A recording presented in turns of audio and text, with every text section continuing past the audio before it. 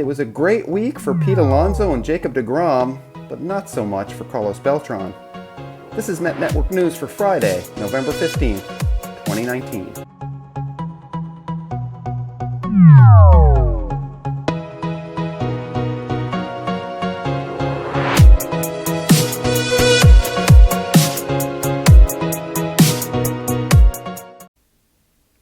Well, hey there, Met fans and fellow fanatics of the B word. Welcome to Met Network News for Friday, November 15th, 2019.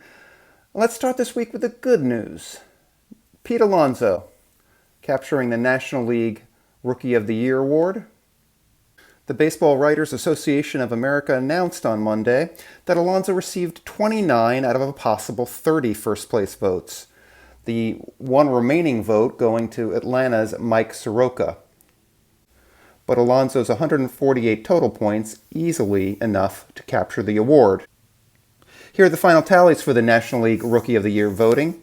Alonso easily winning 148 points to Mike Soroka's 82 in second. Fernando Tatis, Brian Reynolds, Dakota Hudson, and Victor Robles also receiving votes.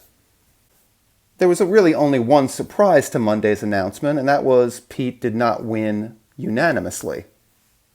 In fact, The Athletic's Andrew Baggerly was defending his decision not to put Alonso on top. He was the only writer who opted instead for Atlanta Braves pitcher Mike Soroka. Baggerly wrote, "Hi Mets fans, please don't hate me for voting Mike Soroka over Pete Alonso for NL Rookie of the Year."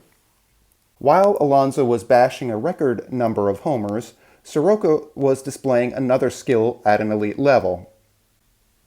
Baggerly added that he asked colleagues, "If I'm the only voter who keeps Alonso from being a unanimous winner, will Mets fans mildly torch me? Or will I be incinerated beyond recognition?" I think it's okay, Andrew. I think we forgive you this time, but I think everyone knows who the National League Rookie of the Year was, even if one writer didn't happen to see things exactly that way. Now, Soroka had a fantastic year. I don't mean to insult any Braves fans that may be watching, one or two of you. But, hey, we all know Pete's the man, okay? The polar bear's the man. Come on. You got to recognize that.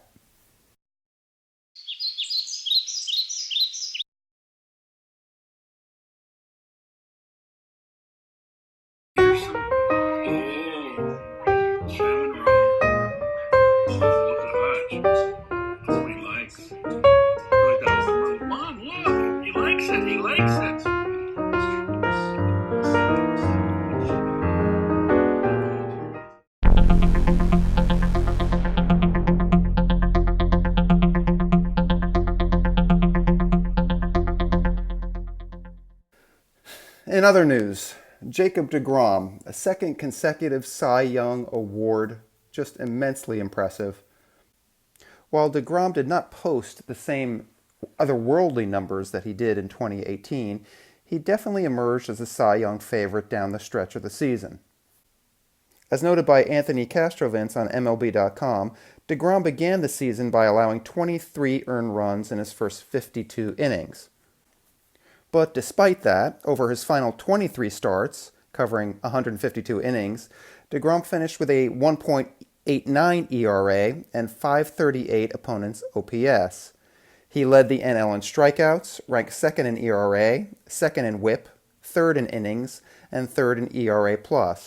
He also led the National League in both the Baseball Reference and Fangraphs valuations of player WAR.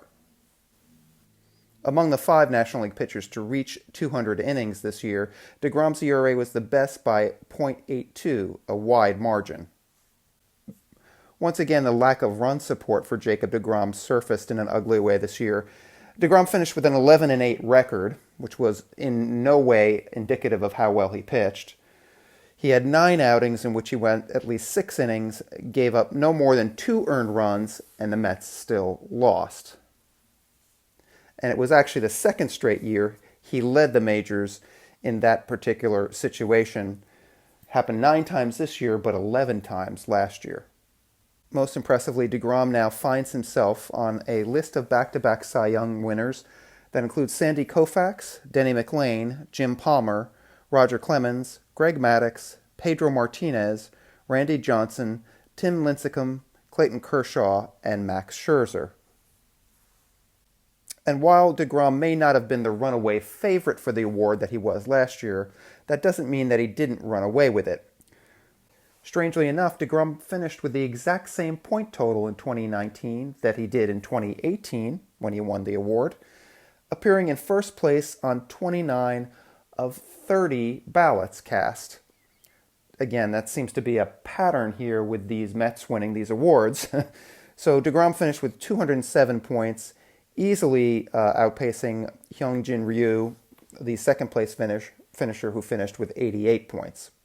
Max Scherzer was in third, Jack Flaherty fourth, Steven Strasburg finished fifth in the voting, with Mike Soroka, Sonny Gray, Clayton Kershaw, Walker Buehler, Kirby Yates, and Patrick Corbin rounding out the tallies.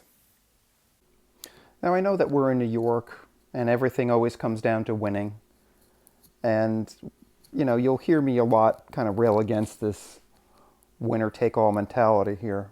But we should honestly celebrate these guys. And the fact that the Mets did not make the playoffs should not overshadow the absolutely exceptional seasons that these two individuals had this year.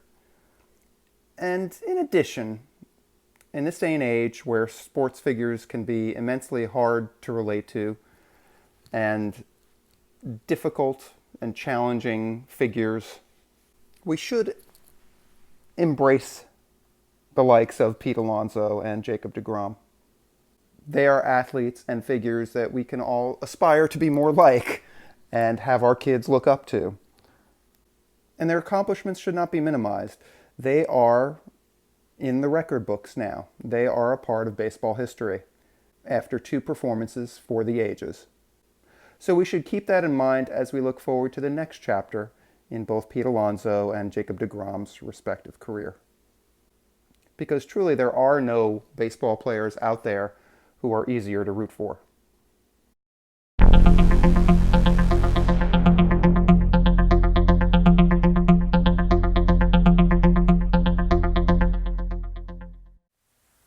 While it was a great week for Pete Alonso and Jacob deGrom, it was not so much of a great week for newly appointed Mets manager Carlos Beltran. Beltran found himself at the center of a controversy involving the 2017 Houston Astros, sign stealing during their championship season. It was initially reported in The Athletic, where former Astros pitcher Mike Fiers claimed that the Astros engaged in electronic sign stealing through the use of a center field camera, which was used to pick up signs from the opposing catcher and then relayed to the Astros hitters through a series of bangs on garbage cans. There have since been some videos that have come out purporting to present audio evidence of the Astros cheating.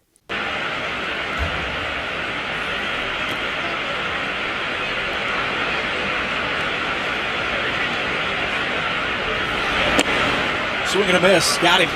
Postseason access.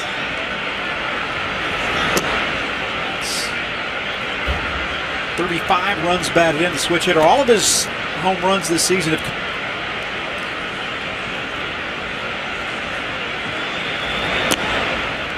Accustomed to as far as a 227 average.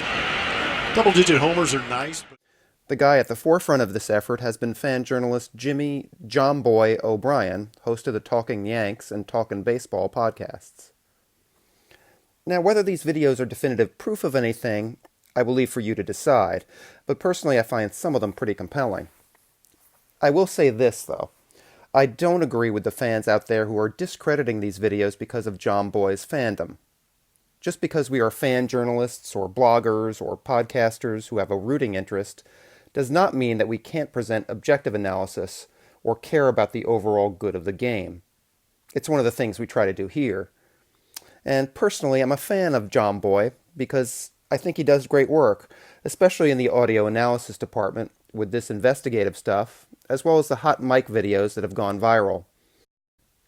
But if you want to check out these videos for yourself, You'll find a link to the Jomboy Media YouTube channel below.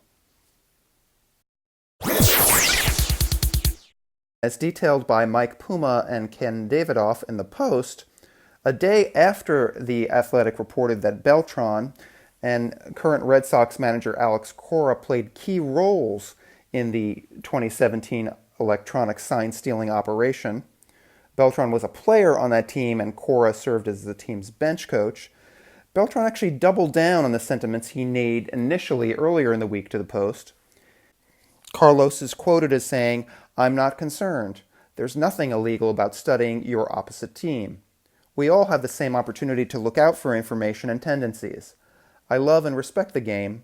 I will be a student of it and apply all the lessons." A source also confirmed to the reporters that Major League Baseball has begun an investigation into this matter, and they will interview Carlos Beltran as part of that investigation. Since he is now part of club management, he can be disciplined by baseball, whether that be a suspension, fine, or any other penalty, for the actions he formerly committed as a player. Mets GM Brodie Van Wagenen is also quoted in the piece as saying, "Anything that happened with another organization, with Houston. I have no idea if anything did or did not, but at this point I don't see any reason why this is a Mets situation." He added also that he hadn't addressed the matter at all with Beltran. So how much Carlos was involved in the operation remains to be seen, and certainly we will hear in the coming days and weeks what the outcome of this investigation yields. It is kind of unfortunate, as Van Wagenen noted, that the Mets are embroiled now in a controversy that had really nothing to do with them.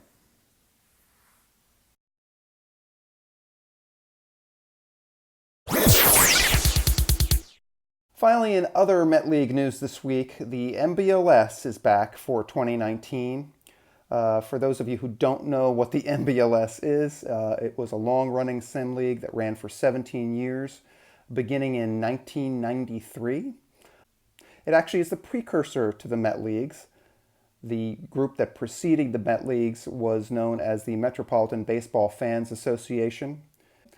And way back in 1993, in the midst of a particularly awful season for the Mets, for those of you who remember that, we decided to start it using the Pursue the Pennant tabletop baseball game. I don't know if anyone out there remembers Pursue the Pennant, but this was a Stratomatic-like tabletop baseball game where you had a series of cards that represented players, and you would roll 3 10-sided dice to determine the outcome of each play after putting lineups and rotations together, and essentially just rolling those dice to play out each game of a season. Now that initial group of 4 people grew. We expanded it from 4 to 8 teams. And the following year we expanded from those 8 teams, and this was when we started using the Pursue the Pennant PC baseball game, which eventually became known as Diamond Mind. Now, after a few seasons of using Diamond Mind, we moved on to another baseball simulator, PC simulator, the simulation game known as Out of the Park Baseball, or OOTP. And that is indeed the program which we will be using for this latest incarnation of the MBLS in 2019. We can't wait to get started.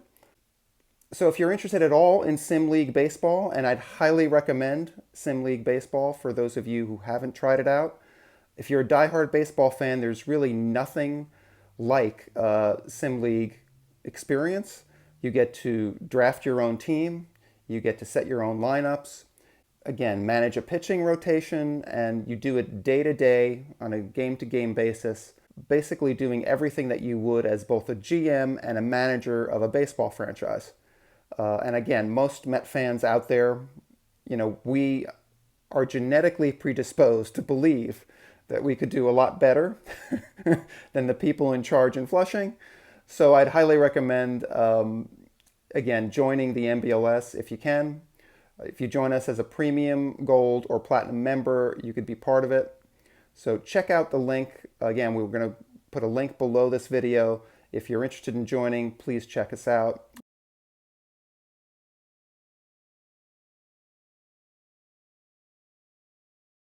So that'll do it for Met Network News today, November 19th. Have a great weekend, everyone. Thanks for watching, and let's go Mets.